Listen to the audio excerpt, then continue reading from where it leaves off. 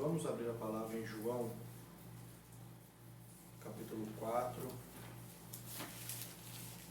Nós vamos ler do versículo 16 até o 26.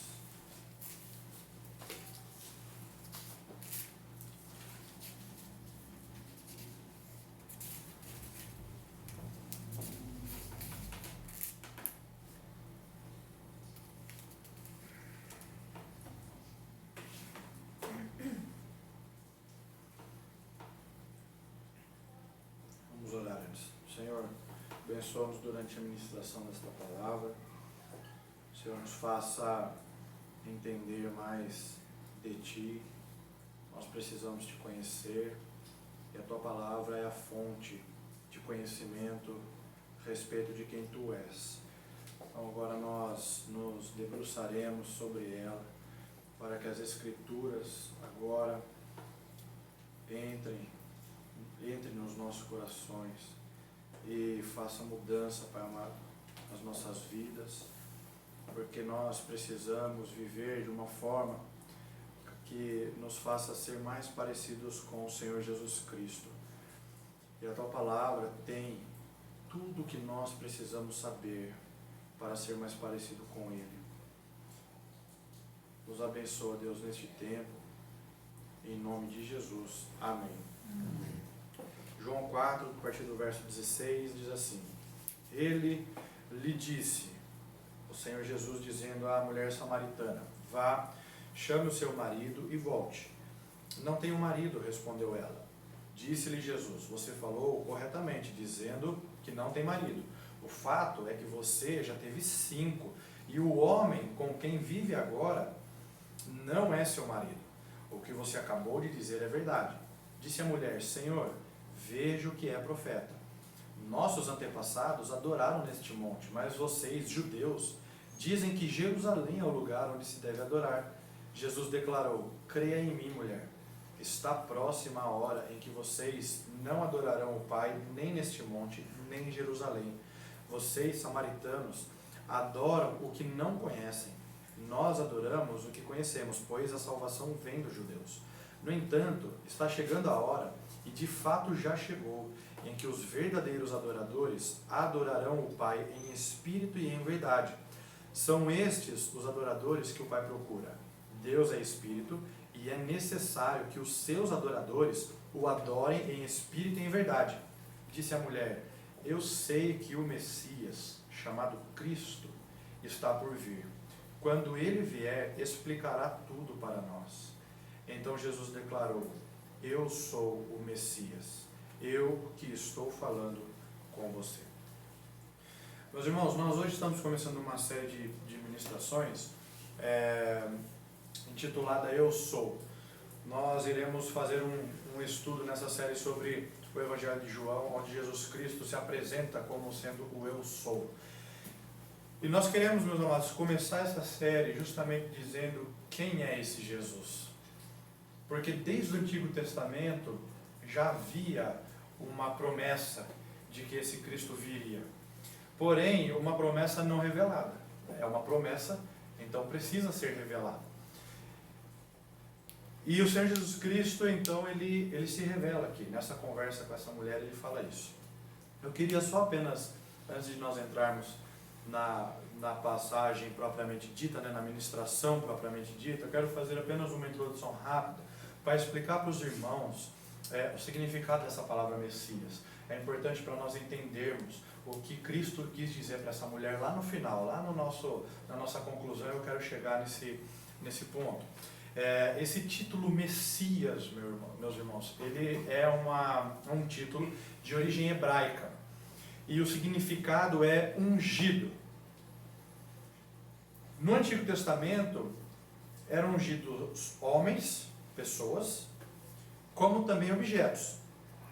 Porque ungido quer dizer aquele que tem um caráter especial, que é separado por Deus e para Deus.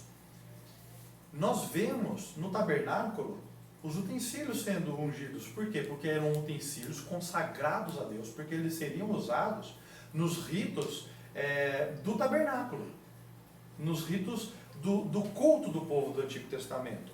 Então, não só pessoas, como os sacerdotes, como os reis e os profetas, que são justamente as três funções onde se havia unção, né? E quando eram ungidas essas pessoas, isso significava que essas pessoas estavam sendo separadas para uma obra específica para Deus. No Novo Testamento, esta palavra Messias, ela foi traduzida como Christos no grego, que é justamente a palavra que é muito próxima do latim, que nós conhecemos como Cristo. Então, quando nós estamos falando Jesus Cristo, nós queremos dizer Jesus o Messias, Jesus o ungido. Essa palavra Cristo não é como se fosse um sobrenome de Jesus, é uma qualificação de Jesus. Messias é justamente uma palavra que quer dizer ungido. Então existiam os reis, que eram Messias, pessoas ungidas, separadas.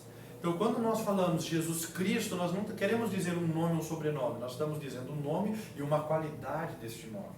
Certo? Então esse, meus amados, é justamente o significado da palavra Messias, ungido, separado, que no Novo Testamento, para o grego, foi traduzido como Cristo.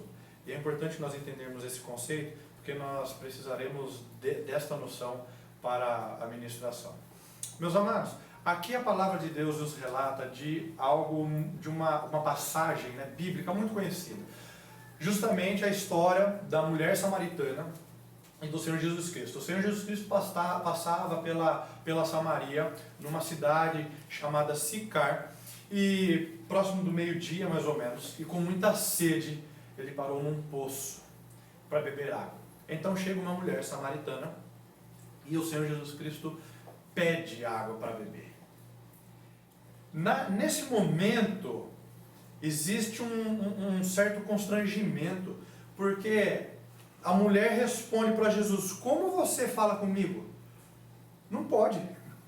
Você é judeu e eu sou samaritana. Não bate a informação. Judeu com samaritano não se dá muito bem. No verso 9 desse capítulo 4 fala justamente isso. Como o Senhor, sendo judeu, pede a mim, uma samaritana, água para beber? Pois os judeus não se dão bem com os samaritanos. Então quer dizer, houve uma tensão. Jesus querendo levar a conversa como se fosse a coisa mais normal do mundo, e aquela mulher reagiu de uma forma estranha a essa conversa, a esse pedido de Jesus. Porque o samaritano não conversava com o judeu. Porém, meus amados, a conversa acabou se desenrolando. Aquele texto famoso de que Jesus responde a ela: se você soubesse com quem você está falando, você me pediria água, e eu te daria, e você jamais teria sede. A água que Jesus estava pedindo, meus amados, era justamente uma água que não saciaria a sede totalmente. Mas Jesus disse para aquela mulher: se você pedir água que eu tenho para dar, você jamais terá sede. Aí aquela mulher começa então a entrar nessa conversa. E aí essa conversa termina com Jesus dizendo para ela: eu sou o Messias. Essa mulher vai para a cidade, volta para a cidade dela e anuncia essa boa nova de que Jesus era o Messias. E as pessoas acreditam nela e vão se encontrar com Jesus. Eu quero levantar dois pontos muito interessantes aqui, meus irmãos. Primeiro, Jesus foi um homem procurado por aqueles a quem aquela mulher disse que tinha encontrado o Messias. Como os samaritanos não conversavam com judeus, é de se levantar uma interrogação que os samaritanos criaram essa expectativa de poder de fato ter encontrado o Messias. Aquela mulher disse: ele revelou que de fato eu vivo. Eu acho que ele é o Cristo. E aqueles samaritanos foram ao encontro de Jesus. Isso significa que havia de fato uma expectativa daquelas pessoas, daqueles samaritanos, de encontrarem aquele que era prometido desde o Antigo Testamento. Não só os judeus esperavam, mas os samaritanos também esperavam. Quer ver um outro exemplo? Os magos do Oriente, quando Jesus nasceu, os magos foram encontrar com Jesus. Agora, tantas crianças nascendo, por que só quando Jesus nasceu houve um despertar interesse da parte deles de irem visitar aquele que se chamava o Cristo?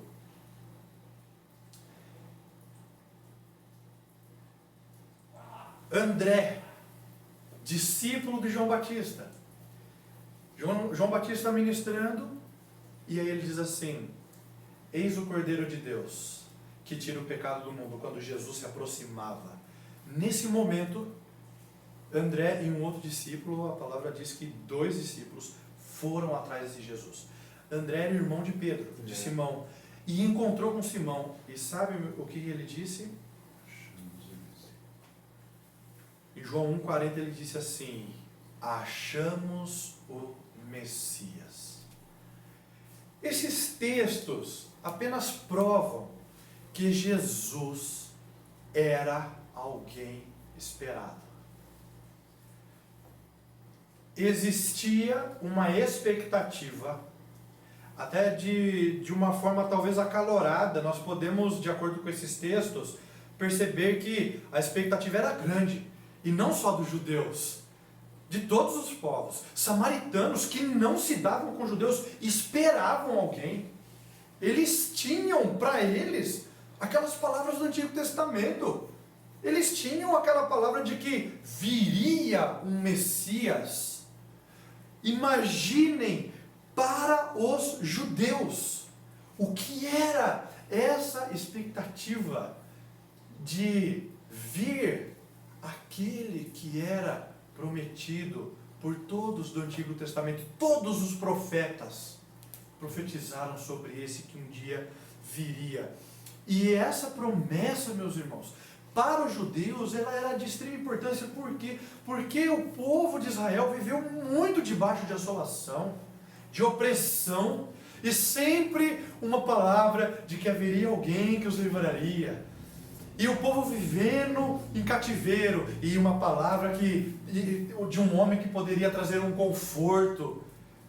Pensa para os judeus o que foi receber esta palavra de que o Messias chegou, o enviado de Deus, o prometido pelo Deus de Abraão, de Isaac, de Jacó, pelo Deus dos nossos pais, agora chegou. Pensa o que não foi essa expectativa para poder trazer refrigério, paz, consolo a eles. De fato, meus irmãos, existia uma ansiedade explícita da vinda deste Messias. E esse Jesus que conversa agora com essa mulher, diz: eu sou o Messias. Porque ela disse: de fato, o Messias virá e nos explicará tudo. E aí Jesus responde então que ele era o Messias. Eu que estou falando com você, eu sou. Qual é o significado dessa revelação que Jesus fez a essa mulher samaritana? Esse é o segundo ponto aqui.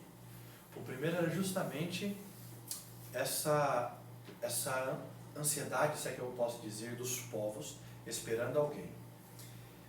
E a segunda é justamente a importância desta revelação que Jesus fez a esta mulher. Esta fórmula, eu sou, a que Jesus se referiu, está muito relacionada com o texto de Êxodo 3. Abram novamente Êxodo 3, nós já lemos esse texto hoje aqui no culto, mas quero que os irmãos abram e acompanhem comigo. Eu vou ler dos versos 11 até o verso 15. Dos versos 11 a 15. Essa fórmula que Jesus usou para falar com a mulher samaritana dizendo eu sou, esta fórmula eu sou, ela está muito relacionada com esse texto que nós vamos ler de Êxodo 3, que diz assim, a partir do verso 11: Moisés, porém, respondeu a Deus: quem sou eu para apresentar-me ao faraó e tirar os israelitas do Egito? Deus afirmou: eu estarei com você. Esta é a prova de que sou eu quem o envia. Quando você tirar o povo do Egito, vocês prestarão culto a Deus neste monte. Moisés perguntou: quando eu chegar diante dos israelitas e lhes disser o Deus dos seus antepassados me enviou a vocês, e eles me perguntarem, qual é o nome dele? Que lhes direi? Deus disse a Moisés, eu sou o que sou. É isto que você dirá aos israelitas. Eu sou, me enviou a vocês. Disse também Deus a Moisés, diga aos israelitas, o Senhor, o Deus dos seus antepassados, o Deus de Abraão, de Isaque, de Jacó, enviou-me a vocês. Esse é o meu nome para sempre, nome pelo qual serei lembrado de geração em geração. Então percebam, meus irmãos, que esta espera dos povos era real, porque a promessa foi justamente dada para Moisés aqui. Este é o meu nome eternamente, nome pelo qual eu serei lembrado de geração em geração. Eu sou. Essa expressão eu sou, no hebraico, ela parece estar muito, segundo estudiosos, ela parece estar muito ligada com o nome pessoal de Deus, Jeová, que é justamente o Yahvé, né, que é Senhor, justamente esse Senhor que fala no versículo 15. Diga aos israelitas, o Senhor, o Deus dos seus antepassados. Esta expressão no hebraico, tanto o Senhor Jeová quanto o eu sou, que é ego eimi no hebraico, no grego, perdão, são expressões que estão muito ligadas, segundo os estudiosos. Quer dizer, o próprio Senhor dizendo eu sou, está significando o Senhor, se referindo a Ele mesmo, o nome pessoal de Deus, daquele quem está falando com Moisés. E Deus está falando que Ele será lembrado por este nome. E olha só em Êxodo 6,3 o que fala: apareci a Abraão, a Isaque, a Jacó como o Deus Todo-Poderoso, mas pelo meu nome, o Senhor, não me revelei a eles. Deus se revelou como Deus Todo-Poderoso, mas como Deus de Abraão, o Deus de Isaque e o Deus de Jacó, mas como o Senhor. Ou seja, esta expressão que está ligada ao eu sou, Deus não se revelou aqui no Antigo Testamento. Olha, meus irmãos, que interessante essa colocação, porque isso dá um pouco mais de importância ao que Jesus disse àquela mulher. Sabe o que Jesus estava dizendo para ela? Jesus estava se identificando com o próprio Deus que falou com Moisés. Jesus não estava dizendo apenas que era o Messias, ele estava com essa expressão dizendo que ele era o próprio Deus que se revelou a Moisés. Era isso que Jesus estava dizendo para ela. Ele estava aqui atestando a singularidade da sua pessoa. Ele era o Messias e mais ninguém. Ele era ali para aquela mulher o Deus revelado.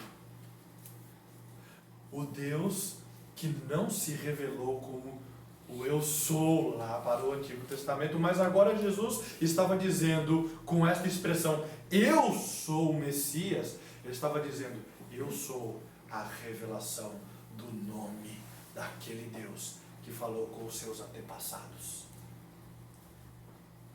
Jesus estava dizendo assim, eu sou o ungido. Os profetas, sacerdotes e reis que se levantaram no Antigo Testamento, todos eles foram levantados, mas apenas para apontarem para mim.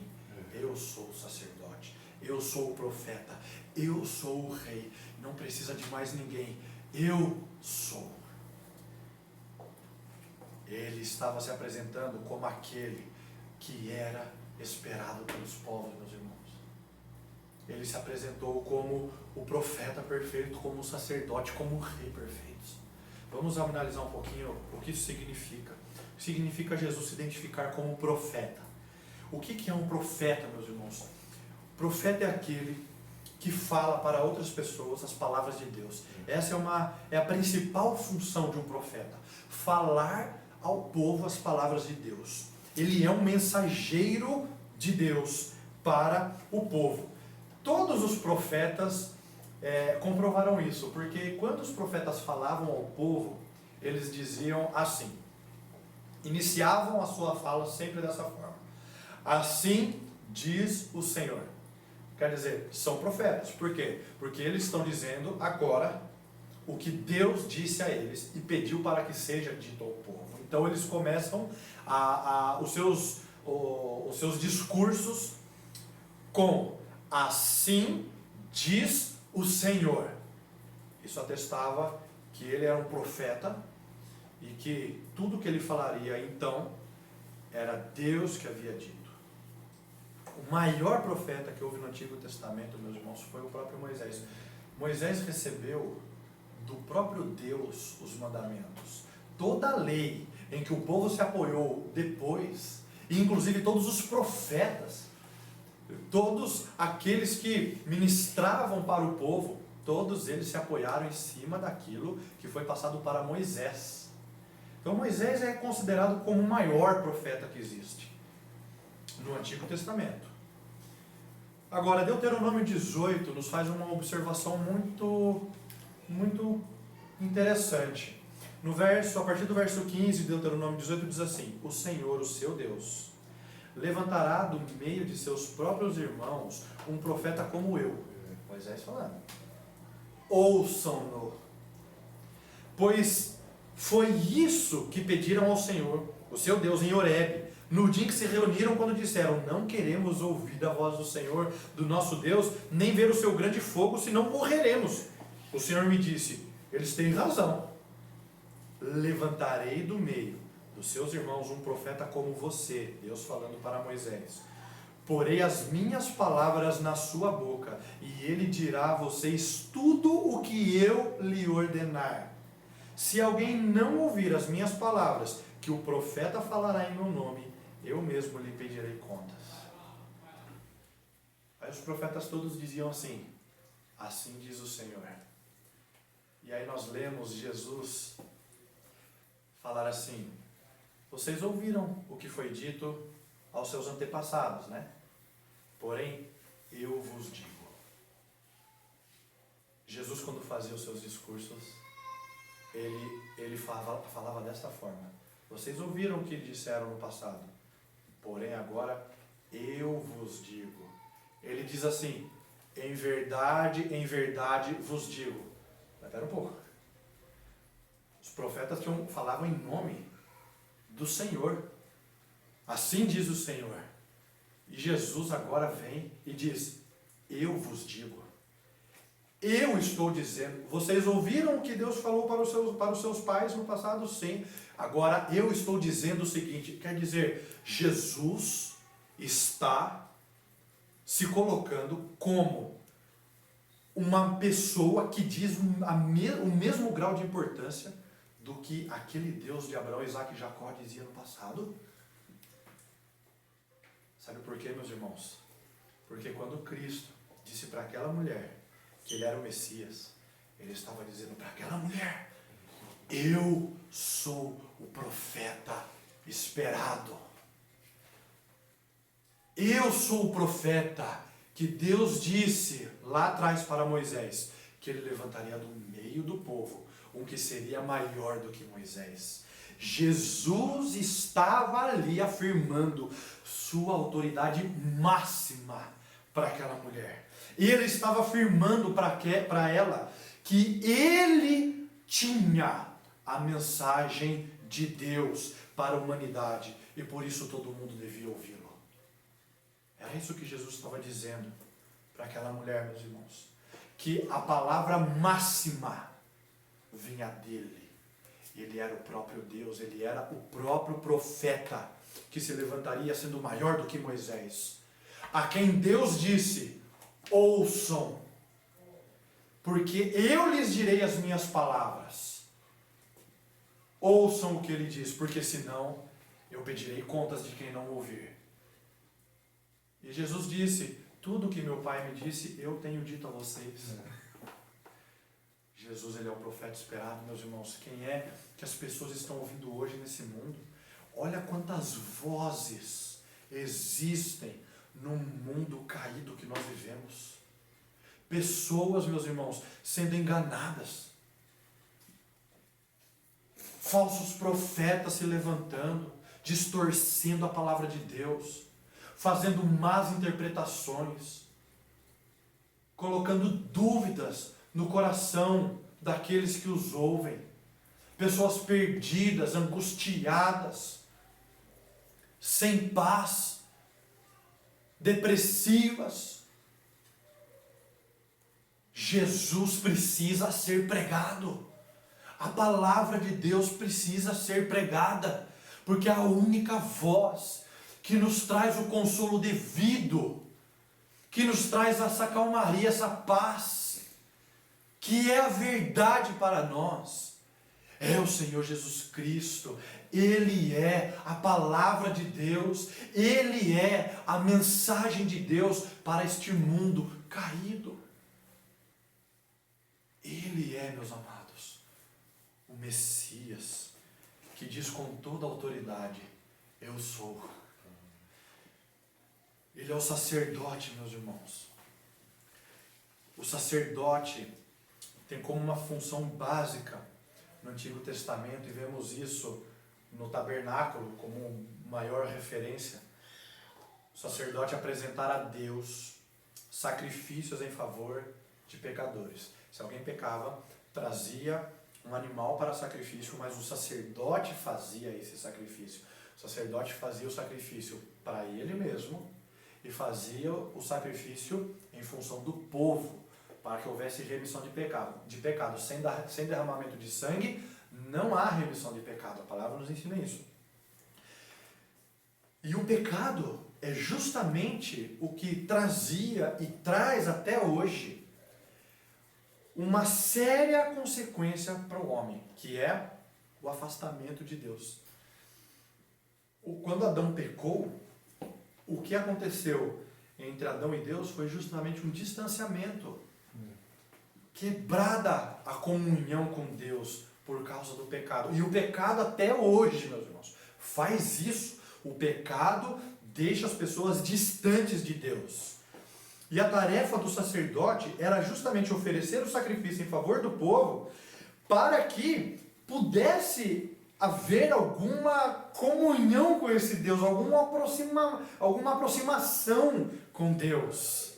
O sacerdote fazia isso. Quer dizer, o sacerdote era a ligação do homem pecador com Deus Santo. Ele mediava esta conversa. Mas no Antigo Testamento isso não era eficaz. A prova disso era que todo dia havia sacrifício. Quer dizer, muitos sacrifícios. E eles não resolviam, porque se resolvesse não era necessário ter tanto sacrifício como houve. Mas era apenas, meus amados, um sinal, um símbolo, uma sombra daquele que haveria de vir, do sacrifício supremo que o Senhor Jesus Cristo haveria de apresentar.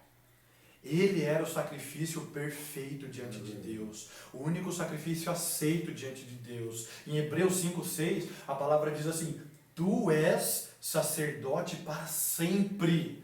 O escritor de Hebreus, citando o Salmo 110, que fala a respeito do Cristo, do Messias, que haveria de vir, que ele era o sacerdote para sempre. Isso mostra, meus amados, a função que Cristo tinha como o ungido de Deus, que veio justamente para poder ser o mediador do pecador com o Pai. Quando o Senhor Jesus Cristo disse para aquela mulher que ele era o Messias, ele estava dizendo que ele era o sacerdote tão aguardado pelo povo. Ele estava dizendo, meus amados, que ele era o mediador de pecadores, de pessoas pecadoras, imundas, com o Deus Santo. Ele era o mediador, ele era agora a ponte que faz a comunhão com o Pai. Existe agora uma possibilidade desta comunhão ser eterna? Sim, porque ele estava dizendo: eu sou o sacerdote eterno, eu agora vou me colocar como sacrifício. Ele não precisava apresentar, meus amados, nenhum sacrifício por ele, porque Jesus não tinha pecado nenhum, mas ele era o sacrifício vivo diante de Deus o Pai, pelo povo que aguardava a vinda deste Messias.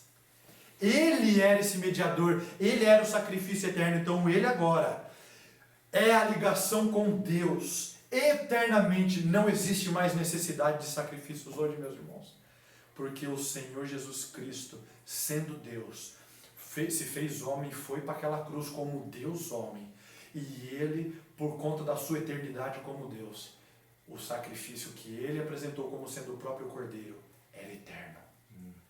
E Deus aceitou este sacrifício que Cristo ofereceu naquela cruz.